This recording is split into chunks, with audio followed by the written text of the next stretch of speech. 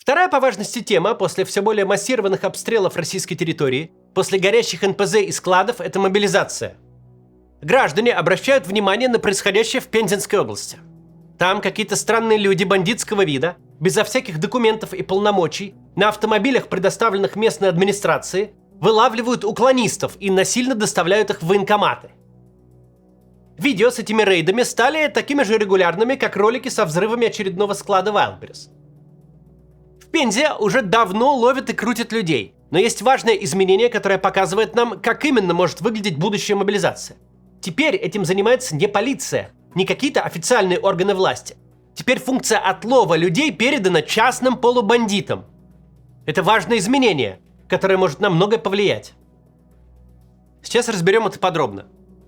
Сначала, как обычно, по ссылке в описании наш гайд, в котором собраны разные способы, как обходить блокировки интернета в России, в том числе и бесплатные. Спонсирует этот гайд, работу над ним, сервис mCard. Он выпускает криптовалютные карты, которыми можно расплачиваться за границей, как обычными. А если вы подыскиваете себе новый выгодный VPN-сервис, присмотритесь к VPN Liberty. У него сейчас акция 30 дней бесплатно. С рекламой все, начинаем.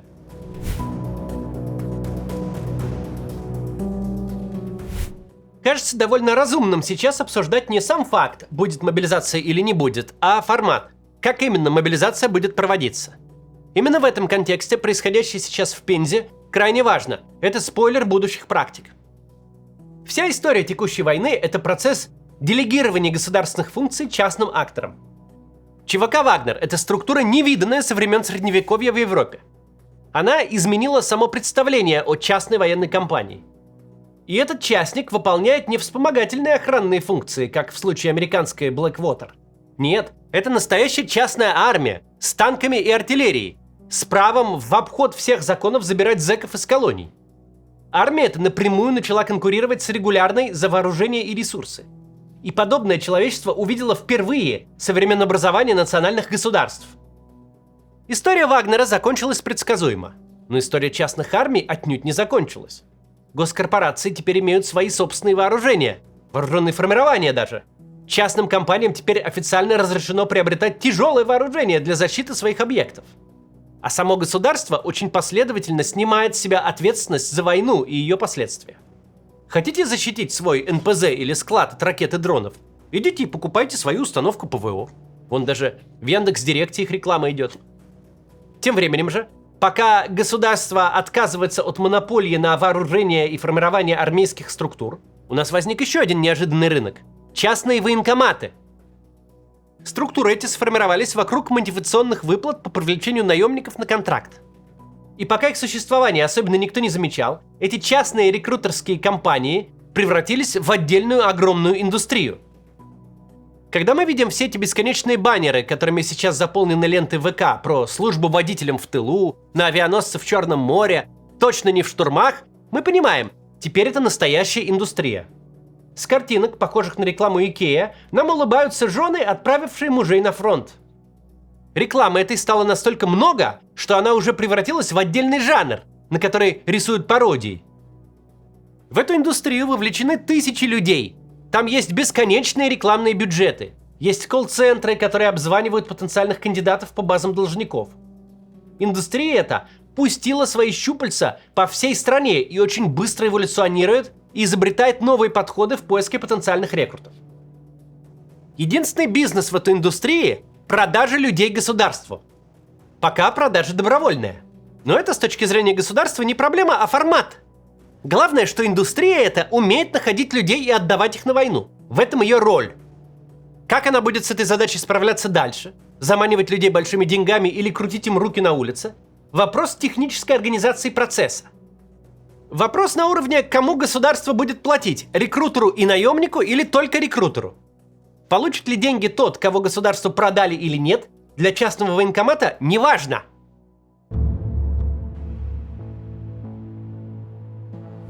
То, что сейчас происходит в Пензе, пример того, как система может работать в будущем.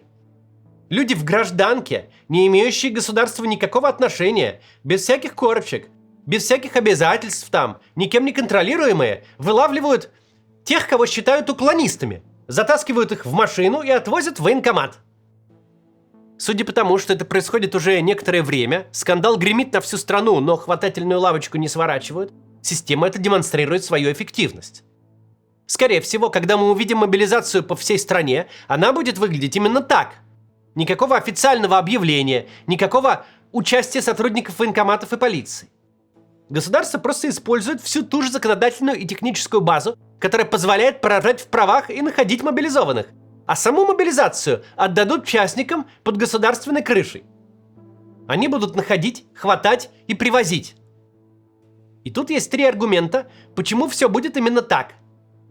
Во-первых, частники с такой задачей объективно лучше справятся. Частные компании, которые хотят зарабатывать на доставке людей государства на убой, это не государственные служащие, которым накинули лишние работы, не полиция. Частники будут получать деньги за каждую голову, будут сверхмотивированы привести голов как можно больше, будут конкурировать между собой, изобретать творческие подходы, вытаскивать людей с левых квартир, подвалов и чердаков нестандартными методами. Государство – структура неповоротливая. У государства всегда единый образ действия. Очень легко составить инструкцию, как минимизировать свои шансы государству попасться. Государственный военком и государственный мент будут месяцами стоять на одном и том же углу, патрулировать одни и те же маршруты, пытаться выловить одних и тех же людей. Но когда новых солдат ищут сотни и тысячи частных контор по всей стране, невозможно предсказать, какой будет их стратегия завтра. Сегодня они по дворам вылавливали, завтра вломятся в фитнес-зал, послезавтра будут заманивать молодых людей через приложения для знакомств. Законы рыночной экономики и конкуренции мотивируют к творческому мышлению так, как никакой приказ от государства с печатью не смотивирует. Во-вторых, передача мобилизации на частный аутсорс позволяет платить только за результат, только за тех, кого получилось поймать и привести. Не надо содержать всю эту индустрию в текущем режиме. Она и сама себя чудесно содержит. Если у нее есть ресурсы скупать всю рекламу в ВК, то ресурсов на охоту за людьми у нее точно хватит. В-третьих и главных, если мобилизация пойдет таким путем, если она будет делегирована частникам, то государство достигнет своей главной цели. Оно снимет с себя ответственность. ТЦК в Украине часто творит жуткие вещи. Чуть ли не каждый день появляются ролики, как кого-то избили в процессе заталкивания в бусик. Но есть очень важный нюанс. Хоть ТЦК и составлены часто из наголову отбитых людей, люди эти все-таки государственные служащие. И государство несет за их действия ответственность. Они подчиняются законам и правилам. Сами вопиющие случаи приходится как-то разбирать. Приходится принимать какие-то, пусть да иногда и номинальные, но меры. Когда государство незаконно избивает гражданина, это становится проблемой для самого государства. А если вы мобилизационные функции неофициально передаете частникам, то это уже не государство избивает людей. Это граждане бьют друг другу морды. А граждане вообще каждый день этим занимаются по разным поводам. Ничто не мешает гражданину Иванову написать заявление на неустановленных лиц, которые ему морду набили, запихали в багажник и отвезли в военкомат. Где-то в яме под Малой Токмачкой у гражданина Иванова будет без конца свободного времени для написания любых заявлений, жалоб и обращений. Государство российское с 2014 года, с начала войны на Донбассе, активно эксплуатирует прокси-силы для избавления себя от ответственности. Если могут существовать ополченцы Донбасса с российской техникой и вооружениями, если могут существовать разного рода частные армии, если возникает индустрия частного ПВО, то логично, что самый токсичный для государства вопрос будет решать частная индустрия по отлову людей. Индустрия эта будет пользоваться, с одной стороны, ресурсами государства. Благодаря государственным базам данных сможет прицельно таргетировать самых бесправных и уязвимых, сможет понять, где они работают и фактически проживают, на каких машинах ездят. С другой стороны, индустрия будет вооружена рыночной гибкостью и сама себя развивать в конкурентной борьбе. Она будет работать на государство, но вне государства. Государству не нужно нести ответственность за методы, которыми будет идти мобилизация. Государству будет достаточно их не замечать. Фактически, в ограниченном масштабе это делегирование уже работает, и не только в Пензе. Что такое штрафы предприятиям, которые не выполняют план по предписанию новых контрактников? А это предписание любой лесопилки взять на себя функции частного военкомата. Как эти предприятия будут искать, заманивать, обманывать и подставлять людей, это проблема частных компаний. Государство получит результат и не будет нести ответственности за процесс. Если мы хотим представить, как будет выглядеть реальность после выборов по всей стране, если выборы пройдут как запланировано властями, то надо внимательно следить за тем, что прямо сейчас происходит в Пензе. Надо помнить, всякий раз, когда государство наше может отдать работу титушкам, ополченцам, полукоммерческим и полубандитским образованиям, оно это с большой радостью будет делать.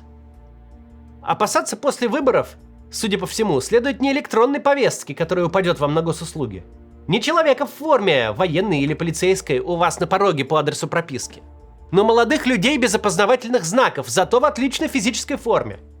Такие молодые люди будут рыскать по всей стране в поисках тех, кто недостаточно хорошо спрятался. Жаловаться на них будет некому. Апелляции к закону с ними не работают. А главное, в отличие от усталых бюджетников, они не будут ограничены никакими официальными мобилизационными мероприятиями. У них будет реальная мотивация добраться до каждого. Происходящее сейчас в Пензе можно было бы счесть отдельным перегибом на местах, не распространять эту логику на всю страну, на поствыборную мобилизацию. Но события в Пензе, во-первых, слишком хорошо укладываются в модус операнди российского государства. Во-вторых, не сворачиваются, несмотря на публичные скандалы, а только усиливаются. А значит, никто из центра не одергивает. Значит, практика считается успешной. Ко всему периоду после 21 сентября, после выборов в Государственную Думу, следует применять простую логику. Путин не собирается останавливать войну. Путину нужны на войну люди, много людей. Текущий формат вербовки на войну реальные потребности фронта явно не покрывает. Значит, формат неизбежно будет изменен. И когда мы видим такие инициативы, как в Пензе, то должны понимать, это призрак будущего Рождества. Потому что любые локальные инициативы, которые выглядят успешными, имеют свойство распространяться. Пока российское государство вынуждено держать себя немного в руках, пока передачу государственных функций отлова людей и бандитские методы этого отлова можно тестировать лишь локально. Но когда выборы пройдут, когда система выдохнет, ограничения эти снимутся, а технология к тому времени будет полностью отработана. Наши граждане, которые с большой опаской ожидают поствыборного периода, примеряя кадры из Пензы на свой регион, на свою улицу, совершенно не зря это делают. Подобные практики, показавшие себя успешными, никогда не испаряются. Они становятся рутиной. До завтра.